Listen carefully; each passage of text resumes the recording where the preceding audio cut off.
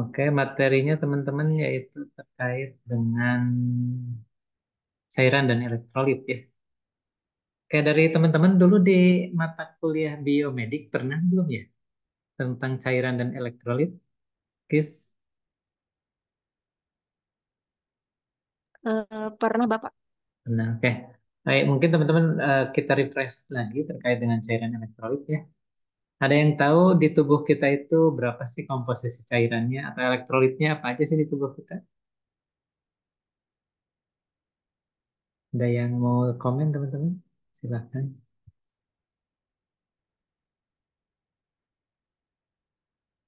Siti mau komen, Siti Nur Hikmah. Siti, Iya, di- Pak. ya, berapa persen sih di tubuh kita itu cairan atau elektrolit atau apa lagi gitu yang teman-teman tahu? Ada teman-teman boleh silakan kalau mau komen dulu. Bapak nggak usah memperkenalkan diri sudah ketemu ya teman-teman ya? Kayaknya pernah ya dulu kayaknya. Sudah, Bapak. Oke. Agis nanti monitor teman-temannya yang masuknya jam 8:35 ditulis ya.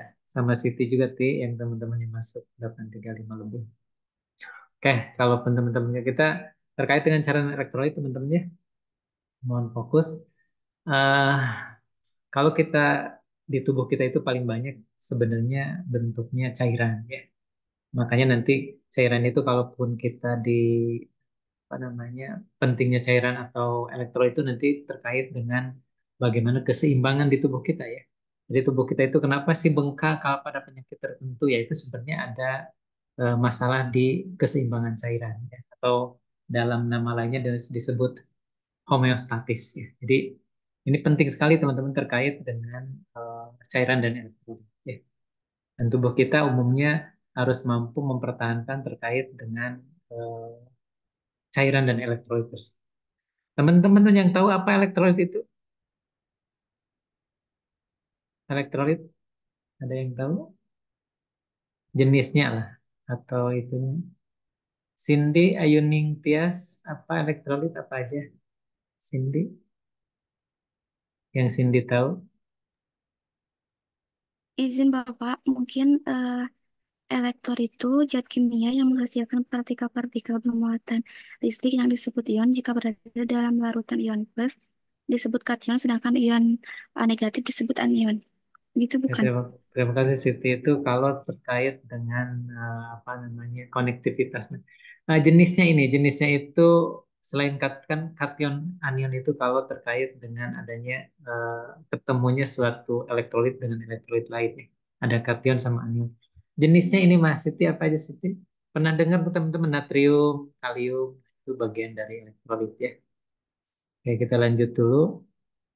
Nah, di tubuh kita itu teman-teman nanti ada namanya cairan intraseluler dan juga cairan ekstraseluler. Sebenarnya biasa dibaginya dua ya. Ada yang tahu cairan intraseluler itu di mana posisinya? Di intraseluler, di dalam sel. Jadi kalau disebut cairannya dalam intraseluler, berarti teman-teman cairannya tersebut ada di dalam selnya. Kalau cairan ekstraseluler berarti itu cairan yang ada di luar sel. Ya. Berarti contohnya apa? Kalau pembuluh darah itu bagiannya apa? Apakah masuk cairan intraseluler atau CIS atau cairan ekstraseluler atau CES? Kalau pembuluh Intraseluler. Indri apa Dri? Cairan? Intraseluler. Ada yang lainnya teman-teman? Kalau kita membahas terkait dengan pembuluh darah, berarti cairan cairan yang ada di pembuluh darah kita itu masuknya cairan intraseluler atau cairan ekstraseluler. Ekstraseluler, Pak. Ya, ya, namanya cairan ekstraseluler ya. Jadi bukan di dalam sel, itu di luar sel. Ya. Di pembuluh darah itu Hmm. bagian namanya ekstra ya, cairan ekstraseluler. Nah, di tubuh teman-teman tubuh kita rata-rata ya nih kalau berat badannya 70 kilogram ya, ini contohnya 60%-nya itu total cairan tubuh kita. Yang tadi total cairan tubuh itu berarti kan ada di intraseluler, ada di ekstra ya cairan. Makanya sekitar 42 liter itu itu rata-rata eh, apa namanya cairan yang ada di tubuh orang yang berat badannya 70 kilogram. Ya, nanti teman-teman coba hitung berat badan teman-teman berapa, 60%-nya itu cairan. Ya. Nah, kemudian cairan di tubuh kita juga tergantung teman-teman terkait dengan umur, jenis kelamin, dan derajat obesitas. Ya. Teman-teman kalau umurnya semakin tua, ya lansia gitu, cairannya tambah banyak atau tambah sedikit? Kinanti, ada Kinanti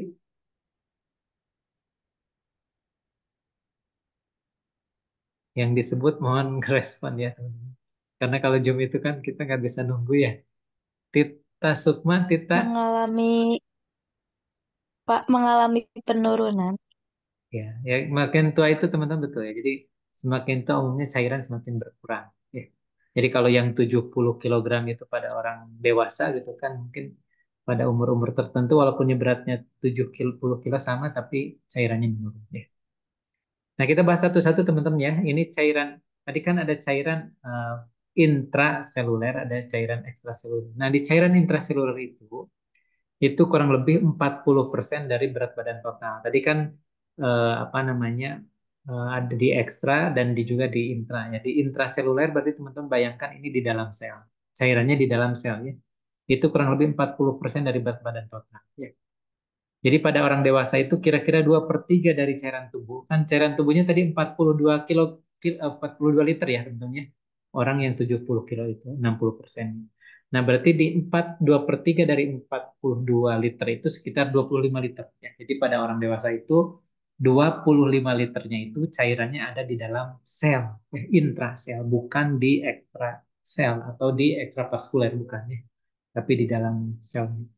Nah, sebaliknya pada bayi umumnya itu ada setengahnya itu cairan tubuhnya ada di intraselul. Jadi pada bayi itu apa namanya setengahnya teman-teman ya, bukan 2/3. Berarti kalaupun eh, apa namanya ada 10 liter berarti 5 liter di intra, 50 liter di 5 liter di intra, 5 liter di extra, ya. Kalau pada bayi. Pada dewasa itu kurang lebih 2/3. Yang kedua cairan ekstraseluler, teman-teman. Ini 20% dari berat badan total ya. Ini cairannya di luar sel. Tadi di mana kalau di luar sel teman-teman? Cairan adanya di intravaskuler, berarti itu kan pembuluh darah atau juga interstisial. Interstisial itu cairan yang ada di antara sel. Ya. Jadi kalaupun namanya intraseluler di dalam selnya, kalau namanya ekstra berarti di luar bisa di intravaskuler itu pembuluh darah atau juga di antara sel-sel teman-teman. Gitu, udah tergambar teman-teman. Kalau Bapak bilang ekstraseluler berarti di luar sel ya, membahas cairannya. Kalau intraseluler berarti di dalam sel ya, gitu ya teman-teman ya, eh, membandingkannya. Oke, nah umumnya kalaupun apa namanya pada bayi kan tetap ya intra sama ekstra itu setengah-setengah ya, cairan. Nah umumnya makin apa namanya makin tumbuh dewasa makin berkurang. Nah, sekarang kita membahas terkait dengan cairan ekstraseluler. Berarti ini yang di luar sel, ya. Kita tidak membahas cairan yang dalam sel, kita bahas terkait dengan cairan yang ada di luar sel. Apa aja teman-teman? Yang pertama ada namanya cairan interstisial. Ya, kalau teman-teman tanya, berarti cairannya itu di antara sel. Ya. Kan sel itu teman-teman tidak menyatu. Itu ada cair kalau nanti di anatomi fisiologinya ada cairan-cairan di tengah-tengah antara sel satu dengan sel yang lain. Itu namanya cairan interstisial ya. Umumnya berapa banyak teman-teman? Ini 8 liter pada orang dewasa ya. Jadi cairan di antara sel-sel di tubuh kita itu sekitar 8 liter. Nah, ini termasuk di dalamnya cairan limpe ya. Cairan limpe itu masuk dalam interstisial. Kemudian di cairan apa namanya interstisial itu kalau pada apa namanya ada 2 kali lebih besar pada bayi baru lahir dibanding. Jadi pada bayi baru lahir itu justru yang terbanyak itu justru di cairan interstisial ya. Jadi cairan-cairan yang di luar sel. Itu yang pertama ya, cairan ekstraseluler yang pertama cairan interstisial. Kemudian yang kedua, kalau ada yang tanyakan tanya nanti teman-temannya. Bapak takut itu. Yang kedua cairan intravaskuler. Nah, kalau dikatakan cairan intravaskuler berarti ini yang ada cairan-cairan yang ada di pembuluh darah kita, teman-teman ya. Itu namanya cairan intravaskuler. Apa aja di dalamnya ya? Ini dalam pembuluh darah. Ya. Nah, pada orang dewasa atau anak-anak yaitu ada ya. Kemudian rata-rata volume darah pada orang dewasa itu 5 sampai 6 liter ya, atau 8% dari berat badan. Jadi di tubuh kita itu ya yang volume darah ya di kita di orang dewasa nih rata-rata itu 5 sampai 6 liter.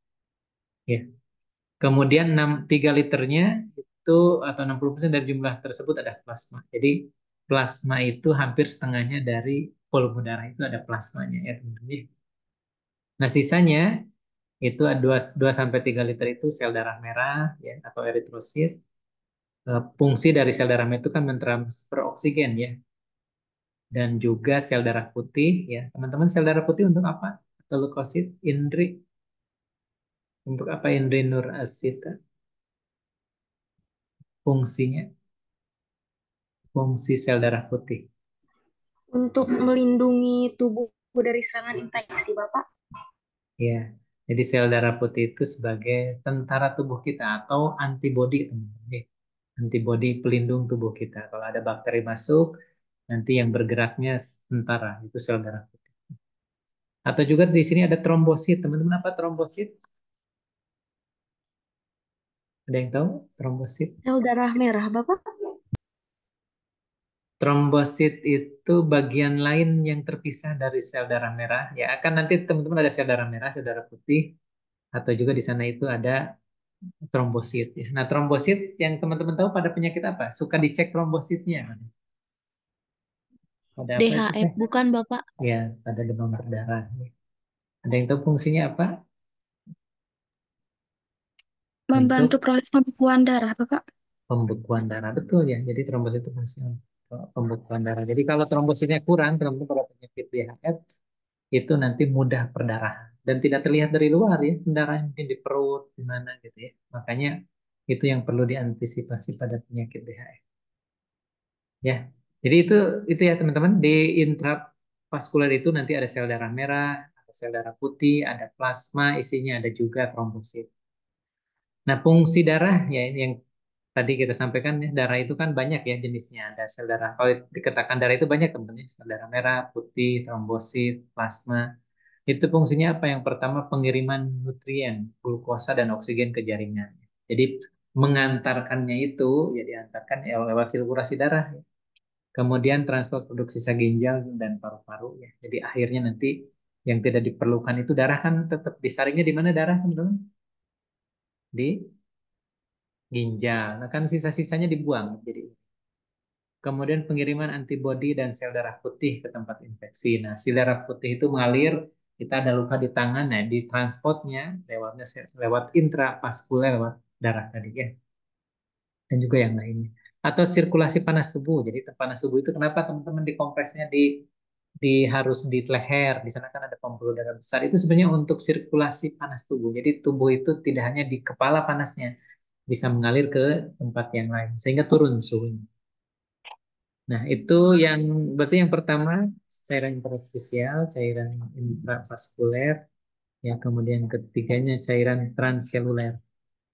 Nah, ini cairan tersebut cairan yang tergantung dalam rongga khusus dari tubuh. Jadi ini sedikit teman-teman yang namanya cairan transseluler. Ini di mana aja di cairan cerebrospinal, di apa namanya di tulang belakang gitu ya, otak ke tulang belakang, kemudian di sinovial, ya, berarti ini persendian teman-teman. Ada cairan juga itu. Kemudian juga di eh, perikardial dan pleural. Nah, itu yang namanya itu cairan transseluler. Umumnya pada waktu tertentu jumlahnya kurang lebih 1 liter. Jadi di berbagai tempat tadi ya sekitar 1 liter ya. Itu teman-teman, berarti ada 3 tadi ya. Nah ini kalaupun digambarkan ya terkait yang tadi kan cairan tubuh itu 60% ya. 40%-nya cairan intraseluler ya. Kemudian 20%-nya cairan ekstraseluler. Ya. Nah cairan ekstraseluler ini bagi 2 lagi. Ya. Ada plasma darah dan juga cairan interstisial yang 20%. Itu pembagiannya ya. Ada yang mau ditanyakan dulu? Fokus ya teman-teman. 40 menit fokus. Dengan ada yang ngantuk. Dan nanti kalau ditanyakan langsung. Oke, kemudian ini terkait dengan persentase total cairan tubuh dibandingkan berat badan. Tadi kan kita ngambil contoh eh, pada umur ya, berarti kan 20-39 tahun tuh ya, berarti cairan total tubuhnya itu kurang lebih 60%. Gitu ya. Gitu tentunya. Nanti ini bisa dilihat tuh.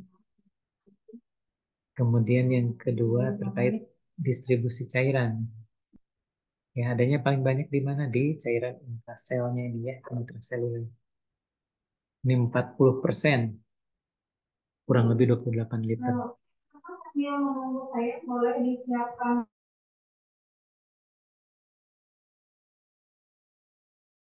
Silakan siapkan alat tulis, kertas, kalkulator, buku, atau HP. Ini bisa dilihat ya teman-teman ya, terkait dengan distribusi cairan. Oke, nah ini terkait dengan nilai rata-rata cairan. Tadi kan ada ekstra, ada intra ya, intraseluler. Ini berat badannya dicek.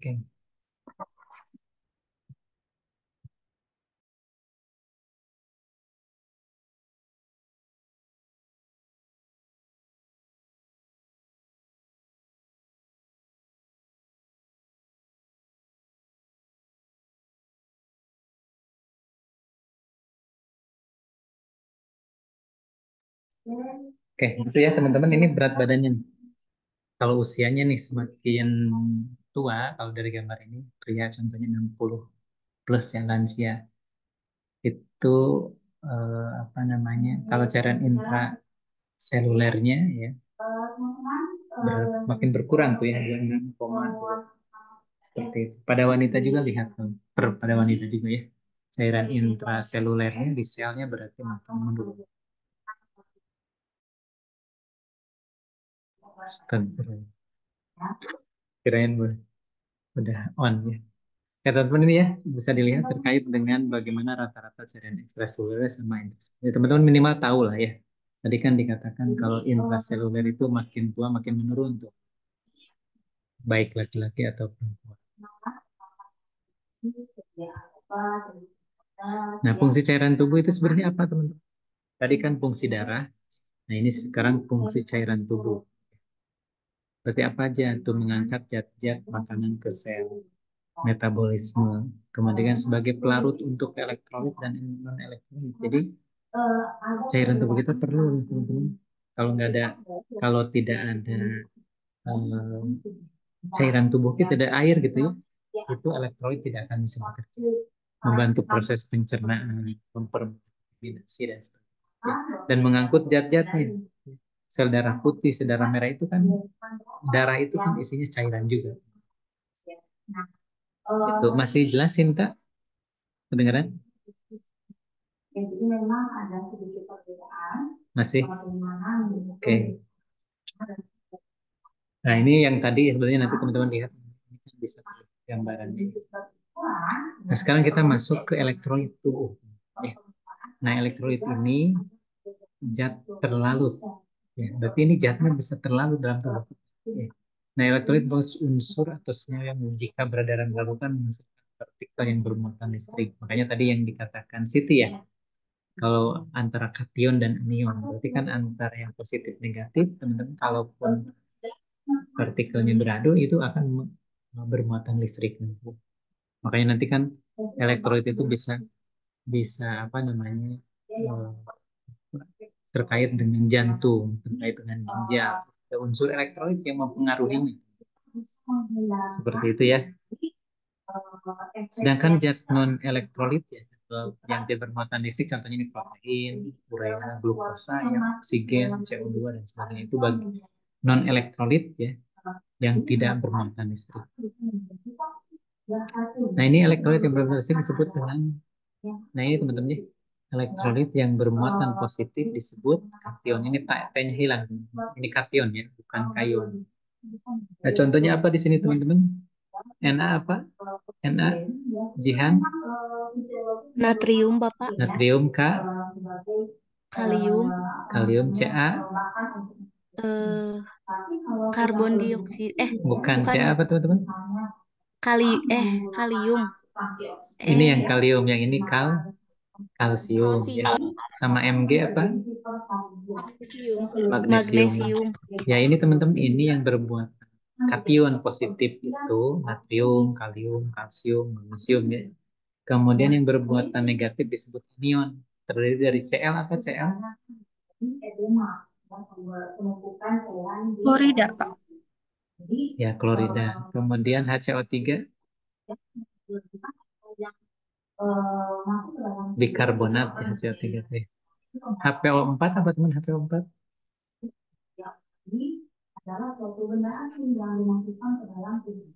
Aku juga lupa HPO4 apa ya. Nanti cek Mana kalau sih, Pak? HPO4 apa? Apa Fosfat lupa bukan? HPO?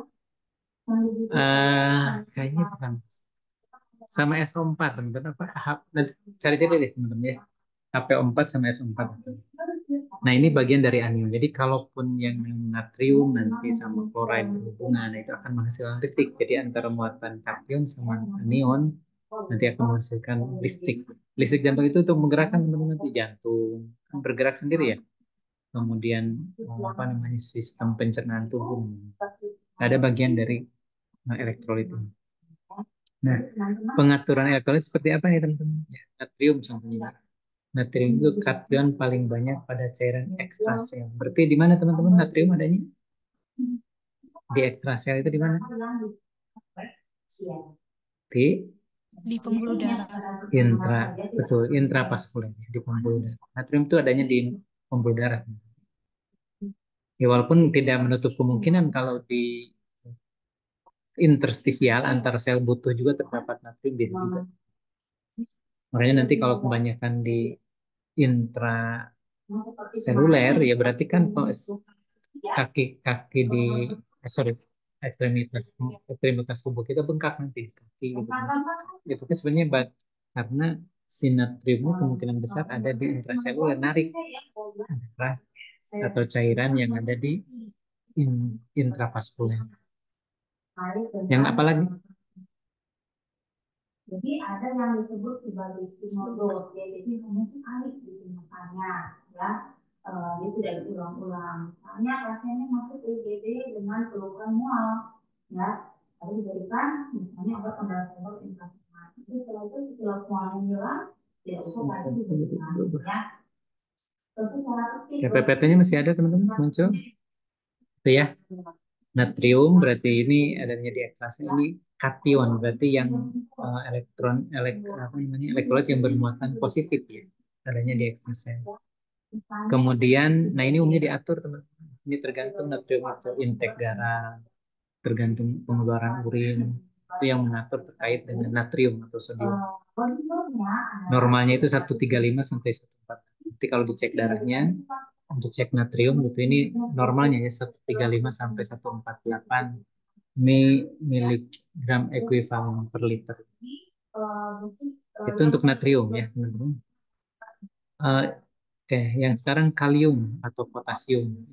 Ini kation utama di intrasel. Ingat ya, ini di ekstrasel, natriumnya. Kalau kalium itu adanya kation, ada di intrasel. Berarti di dalam sel itu ada penyimpanan kalium atau potasium. Fungsinya apa ini? Aktivitas neuromuskuler ya, atau konsentrasi otot. Atau juga sintesis glukagon dan proteinnya. Dan keseimbangan asam basa. Asam basa dilihatnya di mana, teman-teman?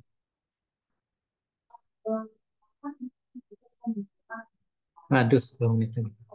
Di mana teman-teman? Asam basa itu kalau diceknya di apa? Di virus di mana? Kalau ngecek asam basa di analisa gas dan teman-teman. Nah, berarti kan ada di AGD itu nanti akan terlihat ya bagaimana nilai ini darahnya terlalu asam atau terlalu basa. Nah, ini ada peran dari kalium atau potasium. Normalnya 3,5 sampai 5,5. Ekuivalen per satu liter. Kemudian kalsium teman-teman ini terkait dengan tulang sebenarnya ya, tapi juga mempengaruhi terkait dengan pembentukan darah, pembentukan tulang dan gigi. Nah ini elektrolitnya kalsium. Ya. Makanya kalau kalsiumnya kurang itu pada orang tua nanti bisa menyebabkan keropos tulang. Nah, ini juga diatur oleh tiroid dan paratiroid. Magnesium ini kation terbanyak kedua di intrasel. Yang pertama apa tadi teman-teman? Kation terbanyak di intrasel? Kalau sediaannya tenang, sedangkan Puspita? dosis order dari dokter dalam bentuk miligram, Kalium, Teman, Bapak. harus ada yang mengalah. ya, Harus ada kalium yang atau mengulang. potasium ya. Itu yang pertama terbanyak kation di intrasel. Kalau di intravaskuler apa yang terbanyak kationnya? Kalau nanti mestinya harus dibagi Apa? Natrium, Bapak. Natrium, ya, betul. Karena itu yang natrium yang ada di intravaskuler untuk kationnya elektron apa namanya yang kalau enggak ya dari positif ya. Nah ini klorida ya terdapat pada cairan ekstrasel dan intrasel, berarti klorida bisa ada di dalam sel atau juga di luar sel. Normalnya 95 sampai 105. Kemudian keenam bikarbonat HCO3 teman-teman. Ini buffer kimia utama dalam tubuh, terdapat pada cairan ekstrasel, intrasel diatur. Jadi yang mengatur bikarbonat ini nanti itu diatur oleh ginjal. Adanya dia ada di ekstrasel atau juga di intrasel. Kemudian fosfat teman-teman ya. Ini anion buffer ya. Berarti ini yang tadi kation kita bahas, sekarang anion. Salah satunya fosfat ya. Fosfat itu cairannya ada di ekstrasel dan intrasel juga ada teman-teman ya. Ini juga mengatur terkait dengan ya. Aktivitasnya apa? Terkait dengan neuromuskuler ya. Kadang-kadang teman-teman kalau teman-teman kram gitu ya. Ini ada pengaruh juga terkait dengan fosfatnya. Dicek. mau diubah menjadi gram. Ya. Nah, elektrolit teman-teman ini nanti dia bisa berpindah dari kompartemen. Jadi kompartemen itu dari intrasel contohnya ke ekstrasel itu kompartemen ya, dari intra ke ekstra itu kompartemen. Ya. Kemudian juga bisa berpindah secara difusi, osmosis atau filtrasi atau transport aktif. Difusi apa teman-teman? Difusi? Bisa dipahami yang lain? Pasti apa sih difusi? Ini baru permulaan. Difusi. Pertukaran gas. Ya sebenarnya kan kalau di elektrolit berarti pertukaran elektrolit ya. Maksud bapaknya yang berarti dari mana ke mana gitu? Dari intra ke ekstra. Nah, ini bisa sweep ya, bisa dari intra ke ekstra, dari ekstra. Nah, ini tergantung terkait dengan kalau difusi itu kalau di elektrolit terkait dengan tinggi rendahnya tekanannya. Kalau konsentrasinya tinggi di apa namanya di intrasel nanti dia akan pindah ke yang rendah di ekstrasel. Seperti itu ya. Kemudian osmosis, filtrasi di mana filtrasi teman-teman? Kalau elektrolit atau cairan filtrasinya di Jihan di mana Jihan? Di ginjal bukan, Pak? Nah, kalau filtrasi teman betul, filtrasinya di ginjal. Jadi kalau nah elektrolit itu difiltrasi ya.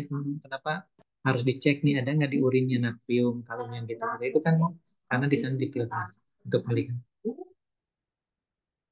Nah, kalaupun teman-teman nanti disuruh pengkajian gitu kan terkait dengan cairan dan elektrolit ya teman-teman nanti bisa dicek ya riwayat penyakitnya, apakah sebelumnya pernah dia mengalami kekurangan kalsium atau yang lainnya gitu ya. Kemudian secara klinik berarti klinik itu teman-teman nanti cek apakah ada sesak napas atau yang lainnya, fisiknya dicek ada bengkak tidak ya. Kalau bengkak di kaki teman-teman itu penandanya apa? Kalau bengkak di kaki?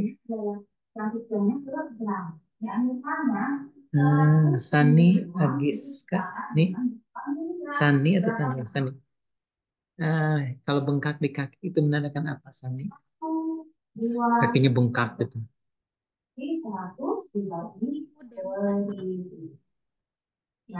Kecil ya suara Sani. Ada yang lainnya teman-teman? Lucy boleh? Kakinya bengkak gitu contohnya. Edema, Pak. Ya betul ya betul edema. Maksudnya betul edema itu kenapa dia edema di kaki gitu? Berarti ada masalahnya di apa? Kita Bukan hubungkan dengan cairan. ini nih. Ya, cairannya di mana adanya berarti? Di intrasel atau di ekstraseluler atau intravaskuler, di mana tuh cairannya?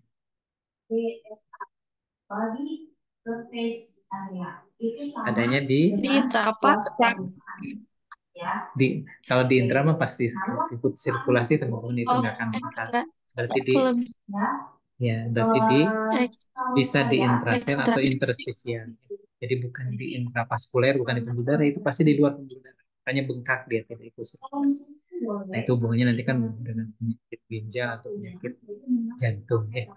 Nah umumnya kalaupun nanti teman-teman ya, apakah ini diagnosis aktual atau eh, risiko? Bisa mungkin defisit volume cairan atau kelebihan volume cairan. Atau di SDKI kan bukan kelebihan volume cairan ya, hipervolumia ya. Kemudian nanti disambungkan dengan intervensi keperawat.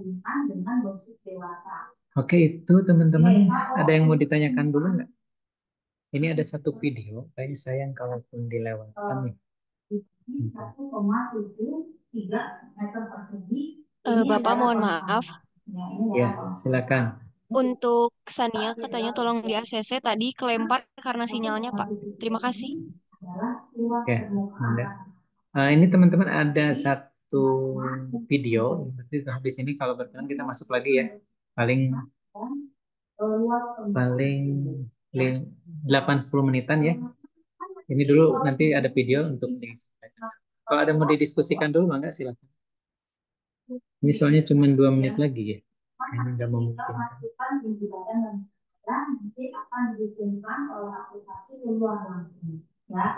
Oke, Sanianya suruh masuk lagi. Adinda atau siapa yang masuk?